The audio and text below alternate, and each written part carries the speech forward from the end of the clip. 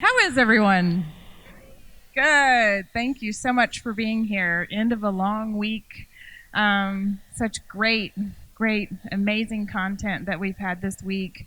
I don't know about y'all, but I've just found it really inspiring to hear from all the thought leaders all throughout the week about redefining smart and really making sure that we put people at the center of our smart cities technologies as we continue to move forward. So quite an accomplishment. We're so thankful to have this in Atlanta. Thankful to Artie and her team for bringing this conference here. So let's give a big hand to Artie and her team for bringing Smart City Expo to Atlanta. Awesome. Well, thank y'all for being here. Friday.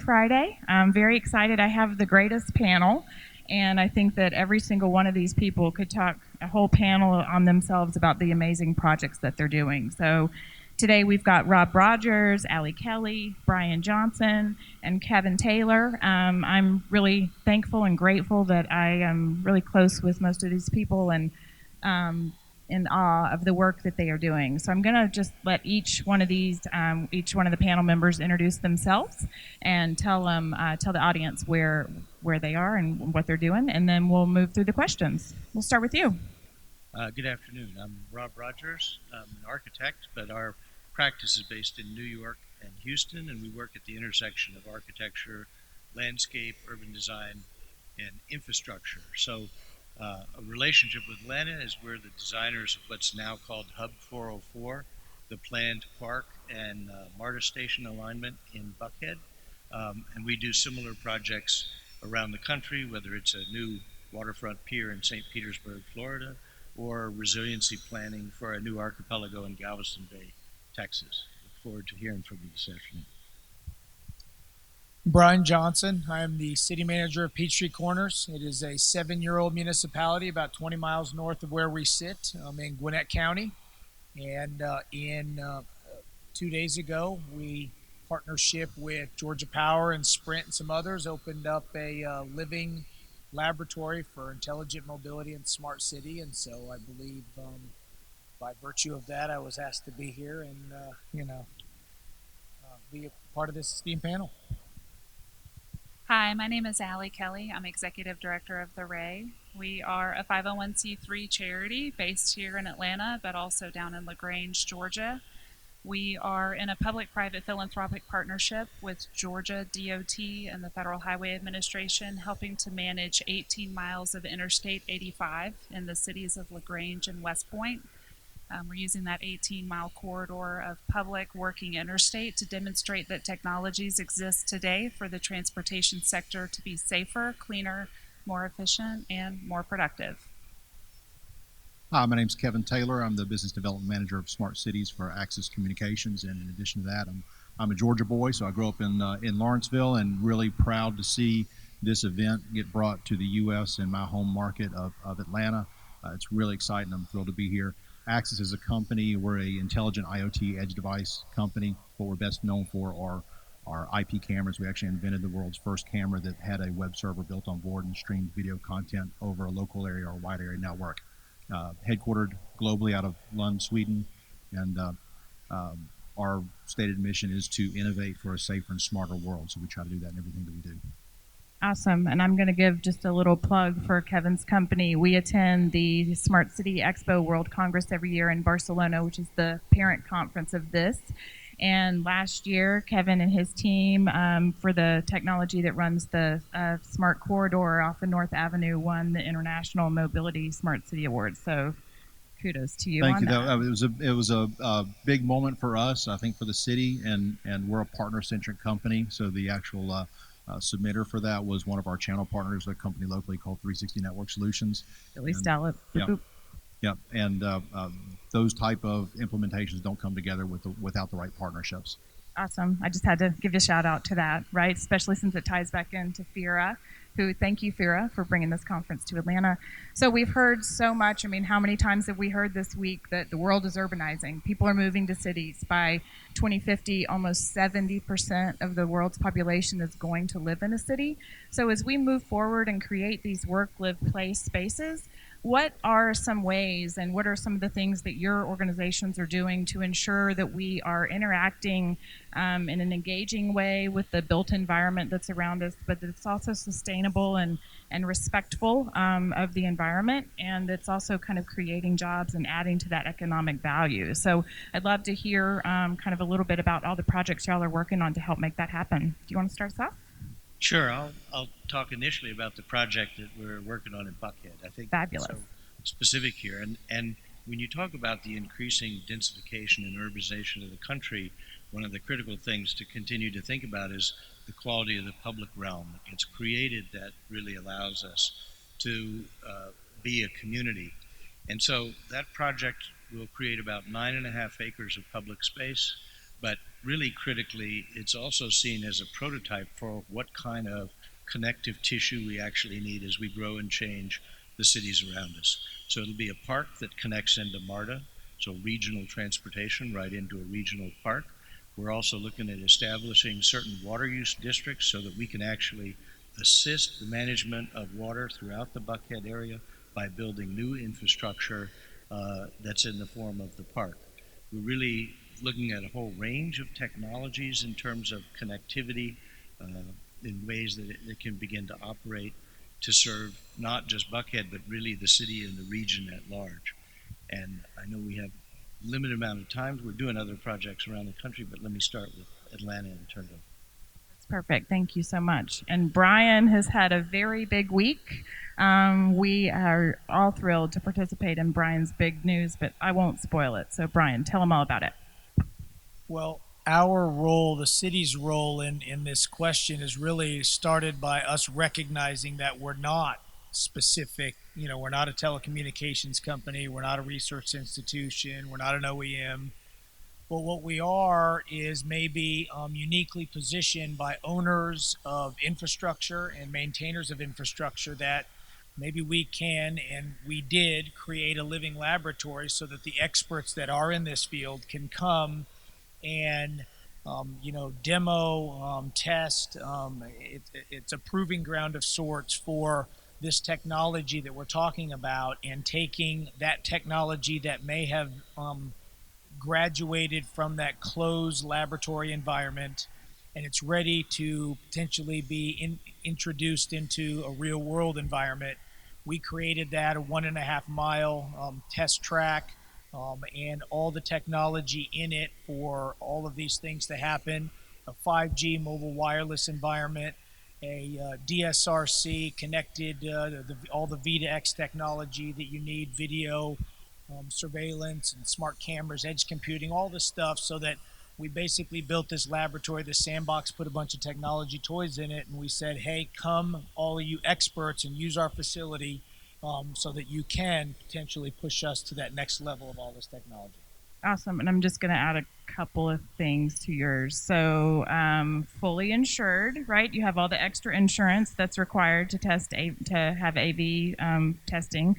And also it is completely free and complimentary, right, to those that want to use it? So quickly, 6 things that make us really unique. 1, 5G currently. 2, city's not charging for the use of facility. 3, we're not requiring intellectual property ownership of anything created. That's huge. There. 4, we are honoring proprietary concerns on data created there. 5, we're the only governmental entity that you have to go through. You don't have any other regulatory or governmental entity. And then the last one, to your point, is we were able to actually secure general liability insurance over a public street. Now, this is a city street. This is not a closed course. It's a living lab. We have the normal general liability that all cities have, but ours does include driven and driverless vehicles. It includes drone. It includes data security. It includes all the stuff that you wouldn't see on a normal street. So potentially the first of its kind in the world to be able to say all 6 of those things. So yes, pretty exciting. That's awesome. So we invite all of you to come and test your 5G Smart City AV technology at Peachtree Corner Curiosity Lab and tell all of your network that they can do the same. So we're going to go to Kevin next, and we're going to come back to Allie because she's got some great slides for us. So Kevin, tell us a little bit about the work you're doing. Yeah, so the smart city movement overall, I think, is really instigated in large part by the need to create sustainable communities and sustainable urban districts in areas where you have highly densifying populations. We're seeing that population explosion occur in a lot of cities around the country. So when we look at that, and from a sustainability standpoint, we don't start by looking at the technology and how it implements into the field. We look at being a good corporate citizen and how we address sustainability as a company. So a couple things on that regard is first off, we are signatory of the UN Global Compact. So that is to address issues of human rights in the workplace, and as well as environmental sustainability and other things. Also, along with the UN Global Compact, oh boy, I lost my place there. I'm sorry.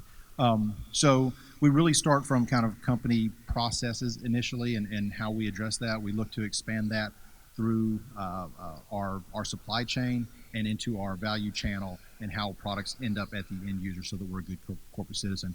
As far as how we implement technology into that environment, actually, so the North Avenue Smart Corridor project that Cynthia mentioned is a good example of that. How are we improving mobility using video-based products and data analytics in order to take traffic signals off of hard set loop timers and move them onto real-time adaptive control, so that the real-time data of what's going on each lane and on that corridor can be used to drive the traffic signals. That's a big one.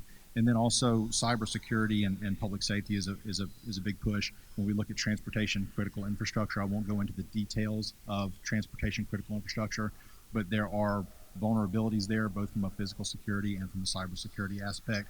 So we pioneered a solution that's actually been piloted in Atlanta on a couple of different rollouts. One was central to a pretty big football game that the city hosted here a few months ago. Pretty big. Only the Super Bowl. Something to do with that, yeah. So they secured 60 different points of critical infrastructure with a solution that we pioneered with 2 other ecosystem vendors and a channel partner, so that we could lock down that infrastructure. And that also plays a part into when we look at DSRC and vehicle to infrastructure communications. How are we securing those points that are out in the public domain that are potentially vulnerable? That's great. And you mentioned the Smart Corridor. For those of you that don't know, in Atlanta, the Smart Corridor was the start of our smart cities journey, we'll call it. So it was a really great example of public-private partnerships coming together to see what the future of smart cities could look like were we to do it. And a lot of the things have been put into place. A lot of the technology that Kevin discussed has done a lot of great things for that area. It runs right in front of Ponce City Market and behind Ponce City Market, and it has reduced just one thing, a million things it's done, but one thing it's done, it's reduced traffic on that North Avenue area by up to 20% after huge events and up to 15% on the day-to-day. So if we could take that and expand it to the whole city, I think we'd all be thrilled. So thank you, Kevin. And Allie is working on one of the coolest things in the world, really, really driving the future of mobility. So tell us a little bit about it. Sure. I've got a couple of slides to help crystallize in your minds the work that we're doing on the Ray, because some of these technologies really are first in the U.S. and first in the world. I'm just going to start by telling you the story of the Ray. The Ray is an 18-mile corridor of Memorial Interstate. It's a memorial to Ray Anderson, the founder and CEO of Interface Carpet Company. And Ray Anderson's personal wealth endowed a family foundation. The family foundation has turned around and supported the work of the Ray, believing that Ray's legacy at Interface as a corporate sustainability pioneer and the world's pioneer of the circular economy could inform better outcomes in the transportation sector. Similar to what Brian is doing with the city of Peachtree Corners, the Ray began in 2014 as an effort to understand how we can improve our interstate highways in the United States and thus around the world. In 2015, we actually started building infrastructure. We actually started constructing things on the interstate with our state and federal partners. We've become right now the only active living lab for transportation technology and innovation on a working interstate. And generally speaking, these are our goals. This is what binds us to our work, believing that 37,000 American lives lost every year is too many on the interstate system. Some years it's as high as 40 or 41,000 lives lost just in one year. We believe the technologies already exist to save lives and to go zero deaths on interstate highways. Also, the transportation sector in the U.S. is the largest contributor to airborne carbon, and we believe that we have the technologies at our fingertips to go zero carbon, as well as taking the infrastructure and the assets that we've already invested in, that we've already built in the transportation sector, and allowing them to multitask through some technologies that will continue to perform well the core mission or the core value of the infrastructure or the asset, but allowing them to perform other more valuable or other productive activities. So let's talk about some examples. In 2016, we deployed a 50 square meter section of Solar Road. This is an overlay of traditional silicon solar cells in an access lane leading from a state-owned and operated rest area back onto the interstate. This 50 square meter section of solar pavement generated 6 megawatt hours in its first year of operation. We were the first deployment of Solar Road in the United States, the first partner of Colas and their Wattway Solar Road in the world outside of their home country of France. Also, we worked with a UK company called Wheelwright in 2016 to deploy the first publicly accessible tire safety station. Because of poorly maintained tires, we're wasting 2 billion, with a B, billion gallons of gas in the US every year. We're basically throwing gasoline away just because our tires are poorly maintained. Our vehicles are also more polluting and they're less safe on the road just because our tires are not properly maintained. So this is a drive-through tire safety station that analyzes your tire tread, your tire pressure, and looks for sidewall damage, all in about 10 seconds or less, and the driver never leaves the vehicle. Right now, we're repaving 13 of 18 miles of the Ray, and the federal government's funding a test section of recycled scrap tires into the asphalt. This is something that we should be doing in cities and on rural interstates every day of the week. We're generating 300 million scrap tires in the U.S. every year alone, and scrap tires can be upcycled into high-performing pavement. When the paving project's done, we're working with 3M to deploy their connected roads striping and signage, which has been specifically designed for autonomous vehicle computer vision systems. And we're also working with Georgia DOT and Panasonic to build a brain for connected vehicle data pipeline. We anticipate that by 2025, we're going to have hundreds of thousands of connected vehicles on the road. And when those connected vehicles are in the state of Georgia and the city of Atlanta, we want to have the appropriate data management platform for turning that big data into big meaning and being able to relay that information, that meaningful information, back into the vehicles themselves as well as to roadside infrastructure. We're the third state in the country to be working on this type of project with Panasonic. Colorado DOT was the first. The second was Georgia, joined shortly thereafter by Utah. Also, right now, we've got 4 acres of federal and state interstate roadside area that we're working with Georgia Power to convert into a solar power plant. So 2,600 solar panels, ground mounted, 40 feet from the edge of the interstate pavement. Our state DOT's already stopped paying for the maintenance of this property, and what's available for DOTs is a brand new source of transportation funding from projects like this, because utilities are accustomed to paying land fees, sharing renewable energy credits, and negotiating power purchase agreements with entities that hold land like this that can host solar power plants. Our solar array will be pollinator friendly, which will be the first roadside pollinator friendly solar array in the United States. Ours is the third roadside solar project in the country, following Oregon and Massachusetts. We do a lot of other things. We've deployed, I guess, nearly 10 projects since 2015, but I just tried to focus on those that have a direct relevance to cities. There's plenty of work that we're doing with the roadside vegetation as well, but because the Ray is in an exurban and rural area, not everything that we're doing is directly applicable to urban areas. That's amazing. And you have a Ray Day coming up in October? On October 20th, we're hosting the second annual EV Caravan from the Georgia Power headquarters in downtown Atlanta down to Chattahoochee Hill Country, which is still in Fulton County. We end up in the community of Serenbe, where every year the Ray Anderson Foundation hosts Ray Day, which is free food, free family fun, free sustainability information, and a free fall day on the farm, just celebrating innovation and sustainability in the southern hill country of Atlanta.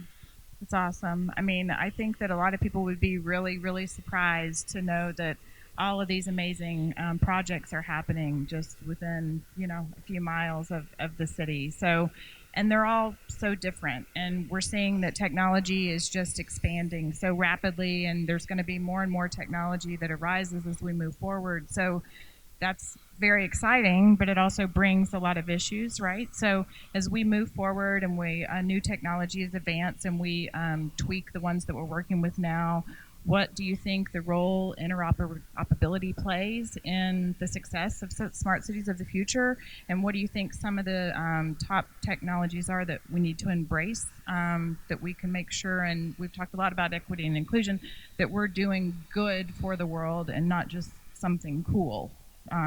Who wants to start with that one? Go, Kevin. I'll take that. So, from an interoperability standpoint, I think that and particularly when we look at deployed technology, the concept of open standards and vendor participants that play nicely within the ecosystem, play nicely within the sandbox, are really important.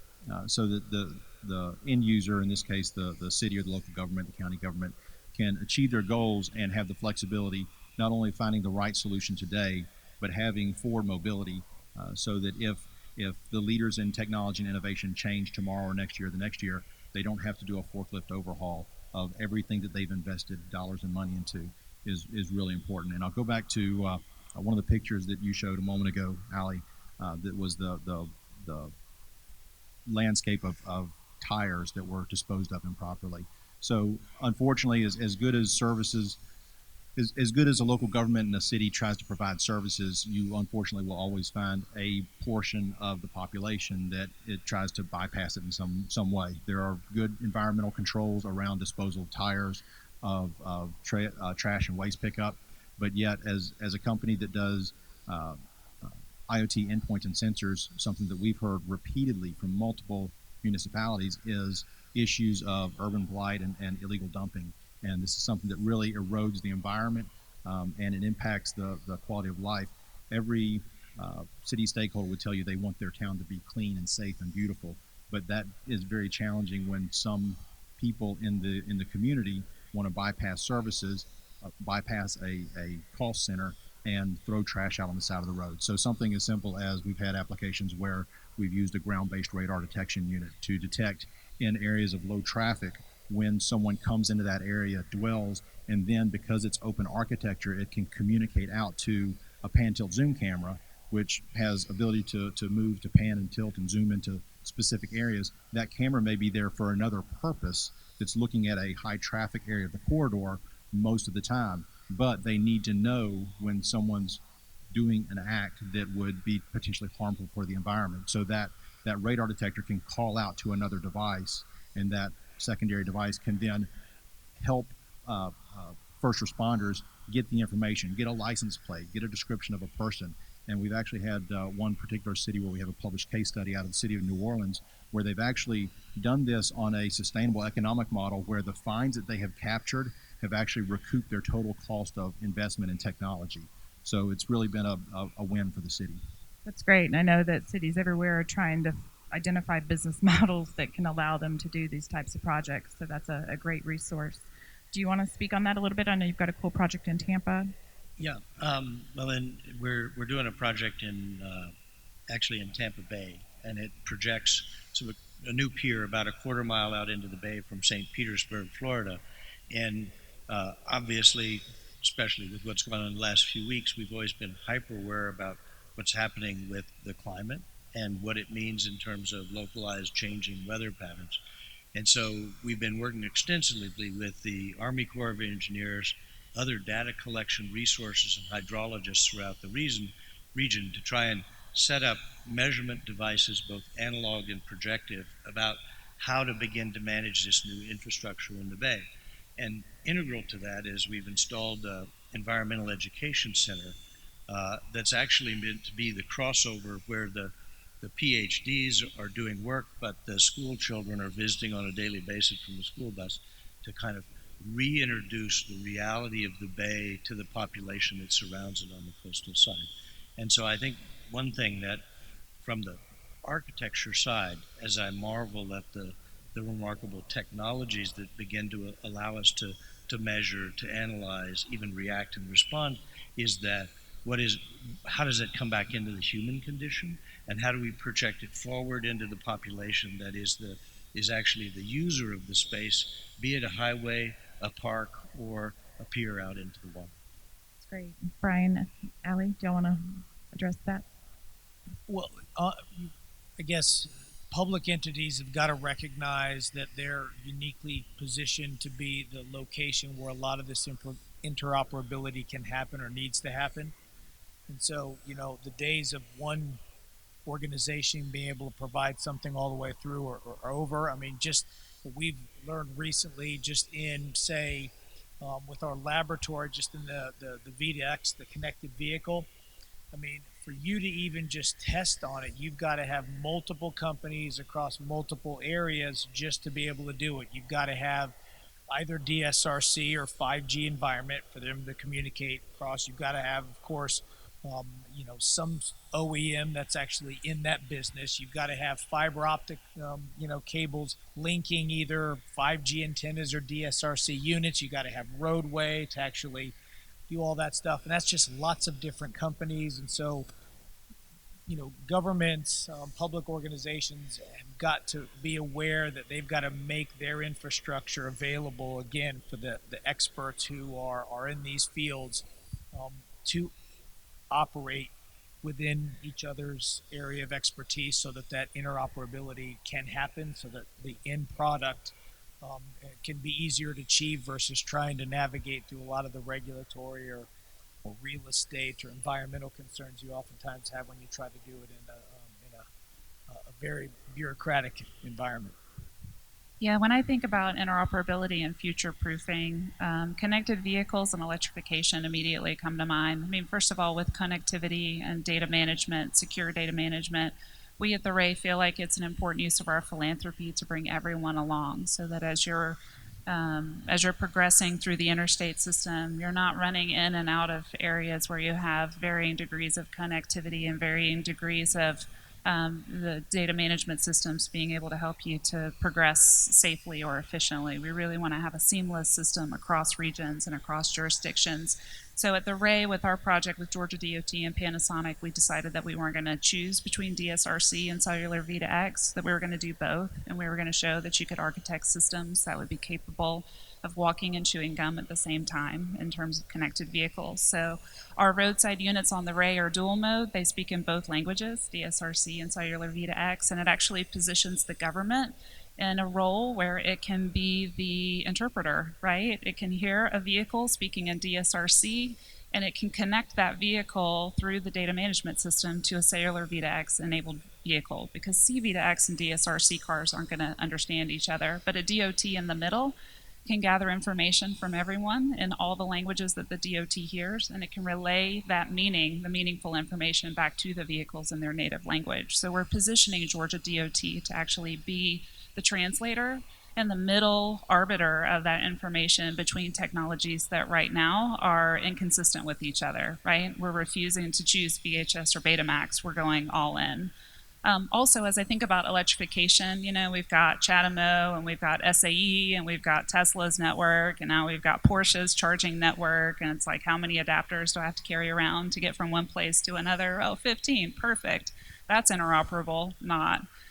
What is exciting is that we can learn from our mistakes. So the Ray is a partner with an entity, public-private consortium called SELECT, that you're going to want to Google, SELECT.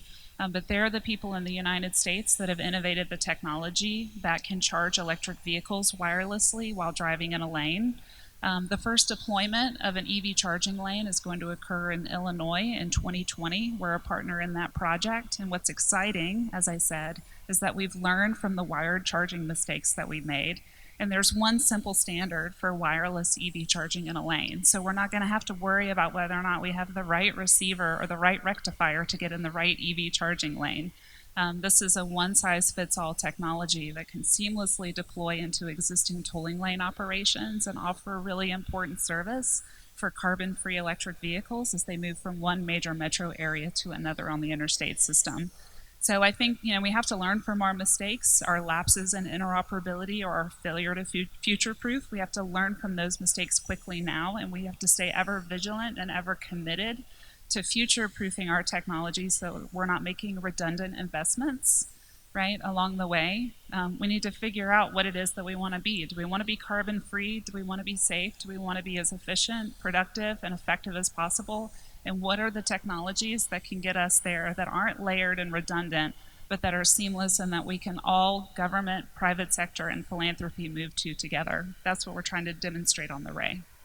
Agreed. And I mean, all of this is so new that it's not even learning from mistakes that might happen. They will happen, right? I mean, we've talked a lot about that throughout the course of the week. I mean, all of us will have parts of our project that fail, right? And hopefully we'll learn from those and leverage them to move forward. And that's just part of innovation. If you're not willing to have that, then you don't really get the insight and the glean of lessons from after. I know that a lot of the projects that I've worked on this year, I feel like I'm pushing a boulder up the hill a lot of the time, but it's worth it when you get it to the top. So as we move forward into the future, a lot of people here are probably just starting their smart city journey. What's your advice for getting started and making sure that you do future-proof as much as you can from the beginning? And what would you tell people as they get started on their journey of smart cities? What advice would you give them? Who wants to go first?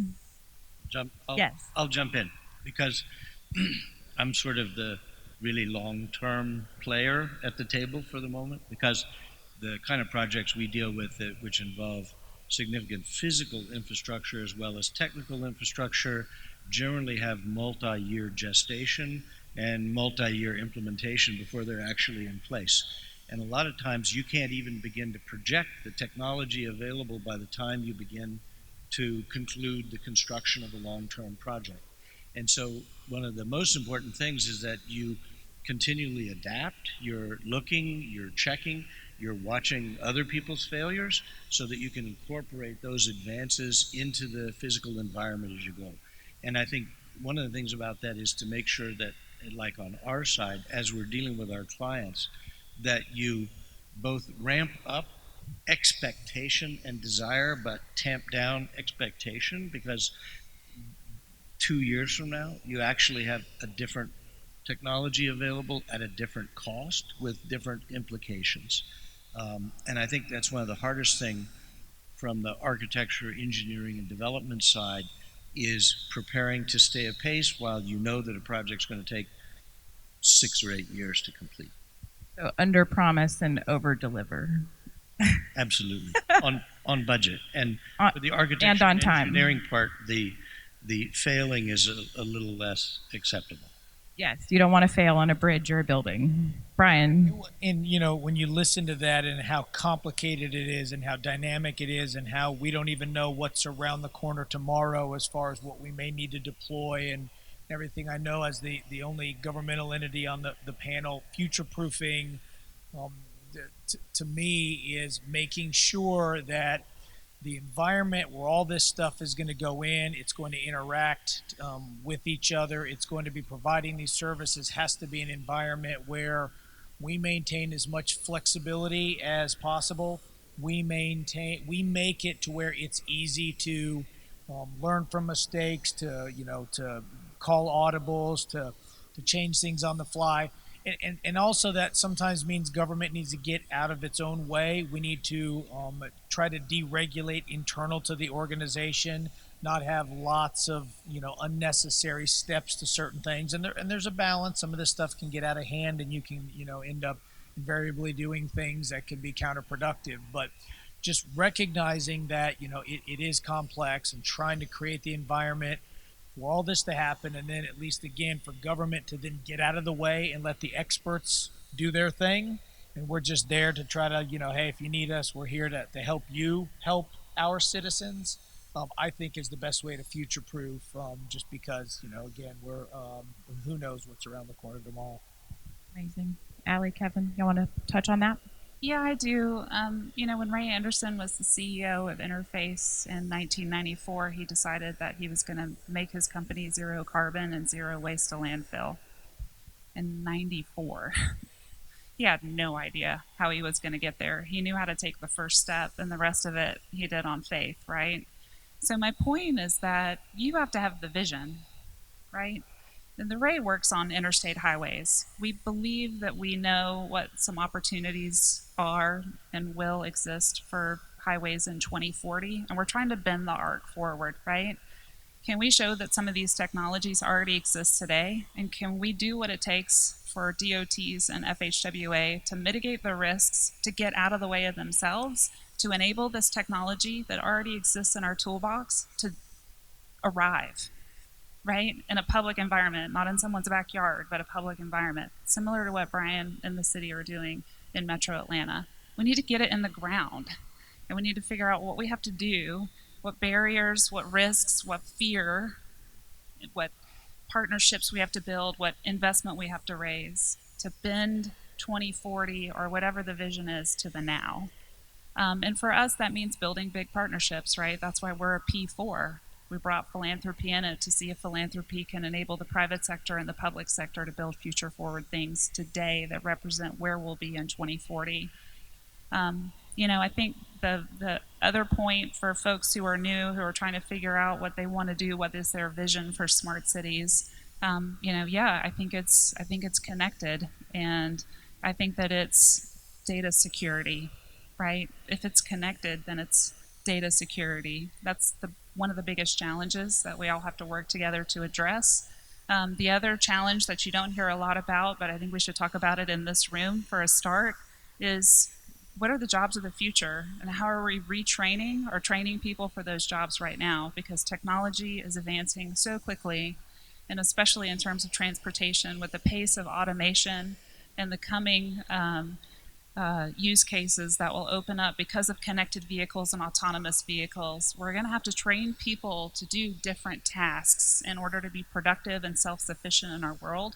We're probably not having enough of those conversations right now. So, those are the areas of need that I think that we have across the country in every city and on the interstates that connect the cities. Data security, how are we preparing the workforce of the future? And, what's your vision, and what are you going to do tomorrow to bend it forward? I like that. P4, Kevin, advice. Yeah, so I know we're running short on time. I'll try and be as quick with this as possible. Investments in data infrastructure for so many of these initiatives that are technology based, whether it's providing bridging the digital divide and getting internet access to underserved parts of the community and kids that are going to school that need that for academic purposes, or whether it's connecting cameras for intelligent traffic and mobility applications. All of that resides on the data highway, on the data infrastructure. I've been in a lot of workshops and panels where city stakeholders have been present, and inevitably one will speak up and say, well, we have a municipal owned fiber ring, and everybody else in the room goes, oh, that's no fair. How'd you get that done? So if that's really a priority and that helps the city, it's a misnomer that cities don't have money or that cities can't get things done. It's all a matter of prioritization. So if a municipal owned fiber ring or privatized LTE or whatever it is that allows you to own that data highway so that you can deploy services and do them without it being a cost center and a service to other providers, that's huge for you as a city.